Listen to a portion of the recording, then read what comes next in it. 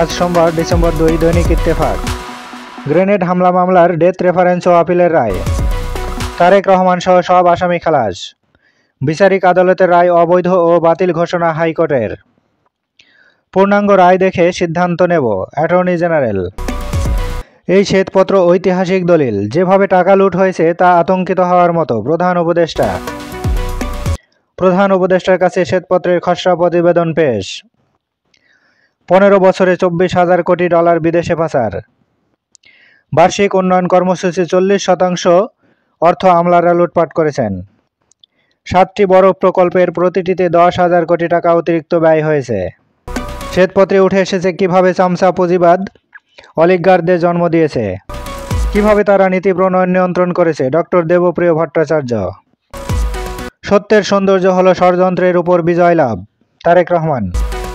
সামনে কঠিন সময় পার করে দেশ ও জাতিকে নিরাপদ জায়গায় নিয়ে যেতে চাই, সেনাপ্রধান। শ্বেতপত্র প্রণয়ন কমিটির প্রতিবেদন, লাভজনক নয় এমন প্রকল্পে সম্পদের অপচয় করা হয়েছে। ব্যয়ের সুবিধা বিশ্লেষণ না করেই প্রকল্পের ব্যয় 70% বাড়ানো হয়েছে। সচিবালয় কর্মচারীদের মহাসমাবেশ স্থগিত। আমানতের সুরক্ষা দেয়া হবে, গভর্নর। খেলাপি ঋণ 25 থেকে 30% পৌঁছে যাবে। তারেক রহমানের বিরুদ্ধে সব মামলাই ষড়যন্ত্রমূলক ছিল, ফখরুল। আবারও সংকট হলে তরুণরা যেন গণ অভ্যুত্থানের স্পিরিট নিয়ে রাজপথে নামতে পারে, পঞ্চগড়ে সাজিস আলম। FBI প্রধান হিসেবে ভারতীয় বংশোদ্ভূত কাশ প্যাটেলকে পছন্দ ট্রাম্পের।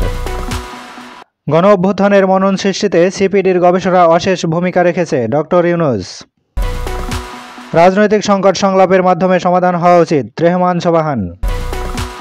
আওয়ামী সরকার পতনের অন্যতম কারণ গণমাধ্যমের গলা চেপে ধরা, মাহফুজ আনাম।